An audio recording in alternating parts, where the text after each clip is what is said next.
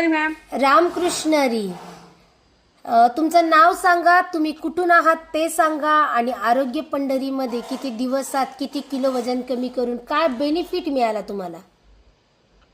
माझं नाव संजना संतोष मोहिते आहे. मी मुंबईला राहते, नवी मुंबई इथे सानपाडा इथे राहते. माझी आणि मॅडमची ओळख इंस्टाग्राम वरून झाली आणि मी व्हिडिओ भरपूर दिवस झाले बघत होते पण जॉईन केलं नव्हतं. तरी मग एक दिवस मॅडमला लिंक मागितली आणि जॉईन झाले. तर जुलै महिन्यात मी जॉईन झाले. सकस आहार मागवून घेतला.